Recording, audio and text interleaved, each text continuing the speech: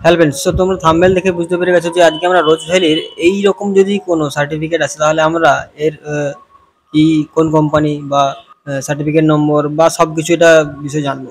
তো আমার কাছে এইরকম একটা সার্টিফিকেট নিয়ে একজন এসেছিল। তো আমাদের কাছে কিন্তু সাধারণত এইরকম সার্টিফিকেটগুলো আসে, মানে এইরকম সার্টিফিকেটের উপরে লেখা থাকে Rose Valley hotel and entertainment limited. তো এগুলো কিন্তু আমরা বুঝতে পারি। এবারে এই ধরনের যখন এলো তখন আমি কিন্তু এটা বুঝতে পারিনি যে এটা কোন কোম্পানিতে, মানে আমরা যখন ইনপুট করি এইখানে এই যে কোম্পানির নাম লিখতে হয়, তো এইখান থেকে কোম্পানি চুজ করতে হয়, এটা কোনটা দেবো সেটাই আমি খুঁজে পাচ্ছিলাম না। তো তোমাদের কাছে যদি এইভাবে কোনো সার্টিফিকেট এসে থাকে, তোমরা যদি না বুঝতে পারো বা তোমরা যদি আগে থেকে জেনে থাকো তাহলে কমেন্ট করে জানাতে ভুলো না যে এটা কোন কোম্পানি সিলেক্ট করতে হবে। তারপর আমি এই পলিসিটা যে করেছিল তার নাম কিন্তু এখানে লেখা ছিল। তো আমি তার সঙ্গে যোগাযোগ করি এবং তখন তাকে গিয়ে বলি যে এটা কি কোন কোম্পানি দেবো। তখন উনি বলেছিলেন যে এটা হোটেল অ্যান্ড এন্টারটেনমেন্ট এটাই হবে, মানে এই Rose Valley hotel and entertainment limited এটাই হবে। তো তার কথা মতো আমি এটাই সিলেক্ট করলাম। আর আহ, তারপর আমি একটা অনুমান করে দেখলাম রোজ ভ্যালি হোটেল অ্যান্ড এন্টারটেনমেন্ট এটা হওয়ার আরেকটাও কারণ আমি দেখতে পেলাম যে এখানে এই এই যে বুকিং রেফারেন্স এই নম্বরে কিন্তু H10 লেখা আছে। মানে এই যে হোটেল অ্যান্ড এন্টারটেনমেন্ট এই যে যেগুলো হয় এগুলোরও কিন্তু ওই এইচ দিয়ে তারপর শেষে একটা সংখ্যা থাকে 10, 9, 12 এইভাবে থাকে। তো এই ক্ষেত্রেও কিন্তু বুঝতে পারলাম যে হ্যাঁ এটা হতে পারে হোটেল অ্যান্ড এন্টারটেনমেন্টই হতে পারে। তাহলে আমাদের কাছে যদি এইভাবে কোনো সার্টিফিকেট আসে তাহলে আমরা কোম্পানি কি চুজ করবো, হোটেল অ্যান্ড এন্টারটেনমেন্ট লিমিটেড।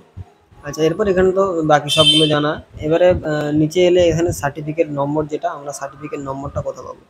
তো এইরকম যদি পলিসি, তো এইরকম যদি সার্টিফিকেট আসে এই যে বুকিং রেফারেন্স, তো এইখানে এই যে নম্বরটা থাকবে এটাই হচ্ছে পলিসির নম্বর, মানে এই ঘরটাতে আমাদের লিখতে হবে, এই যে এই ঘরটাতে।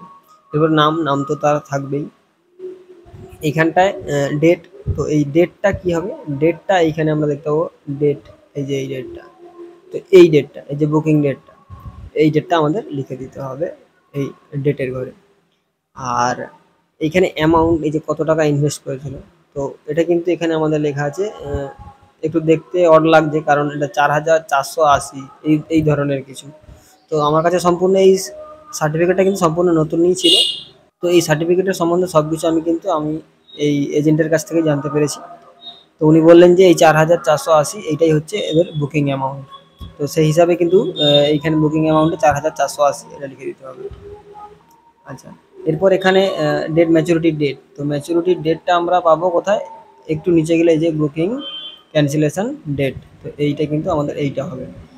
তো সেই হিসাবে আমরা এখানে চুজ করে নিয়ে লিখে দেবো। আর এখানে কত টাকা ফেরত, তো জিরোই হবে। আর এখানেও ওই একই অ্যামাউন্ট 4,480। আর এইখানে কত টাকা পাওয়া যাবে, মানে প্রাপ্য কত টাকা, সেটা কিন্তু আরেকটু নিচে গেলে আমরা দেখতে পাবো এই যে এইখানে এখানে লেখা আছে এইটা। তো এইটা কিন্তু আমাদের ওই বুকিং সেকশানে, মানে ওই যে কত টাকা প্রাপ্য সেইখানে কিন্তু আমাদের এইখানে লিখে দিতে হবে। তো এরকম সার্টিফিকেট যদি তোমাদের কাছে এসে থাকে তাহলে তোমরা এইভাবেই সার্টিফিকেটটা পূরণ করতে পারো। তো ভিডিওটা এই পর্যন্তই ছিল, আশা করছি তোমাদের কিছু সাহায্য হবে।